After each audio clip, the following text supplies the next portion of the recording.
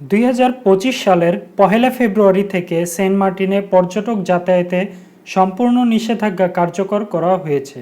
এই নিষেধাজ্ঞা আগামী 9 মাস পর্যন্ত বহাল থাকবে, যার ফলে পর্যটকবাহী জাহাজ চলাচল বন্ধ রয়েছে ফেব্রুয়ারি থেকে। এর আগে 2024 সালের নভেম্বর মাসে সেন্ট মার্টিনে পর্যটকদের রাত্রিযাপন নিষিদ্ধ করা হয়। ডিসেম্বর ও জানুয়ারিতে দিনে সর্বোচ্চ 2000 পর্যটকের ভ্রমণের অনুমতি দেওয়া হয়েছিল, তবে ফেব্রুয়ারি থেকে সম্পূর্ণভাবে পর্যটক যাতায়াত বন্ধ করে দেওয়া হয়।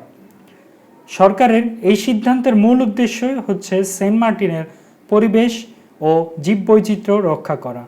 পর্যটকদের অতিরিক্ত চাপের ফলে দ্বীপে ওয়ান টাইম প্লাস্টিকের ব্যবহার, প্রবাল কোরাল পাথর উত্তোলন এবং পরিবেশের দূষণ বেড়ে গিয়েছিল। নিষেধাজ্ঞার পর এসব কার্যক্রমে উল্লেখযোগ্য হ্রাস পরিলক্ষিত হয়েছে। পরিবেশ অধিদপ্তরের 1999 সালে সেন্ট মার্টিনে পরিবেশগত সংকটাপন্ন এলাকা ঘোষণা করা হয়। 2023 সালের 4 জানুয়ারিতে সেন্ট মার্টিন সংলগ্ন বঙ্গোপসাগরের 17,473 বর্গ কিলোমিটার এলাকাতে সংরক্ষিত এলাকা হিসাবে ঘোষণা করা হয়।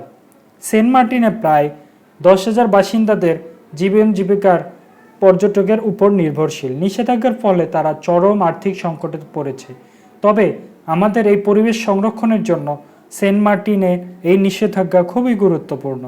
সরকারি সেন্ট মার্টিনের পরিবেশ সুরক্ষায় মাসব্যাপী কর্মসূচি গ্রহণ করেছে, যার ফলে মধ্যে দ্বীপের বিভিন্ন অংশ ময়লা আবর্জনা পরিষ্কার, বিশুদ্ধ পানি সরবরাহ, বর্জ্য ও বিদ্যুৎ উৎপাদন এবং স্থানীয়দের সচেতনতা বৃদ্ধির কার্যক্রম লক্ষ্য করা যাবে।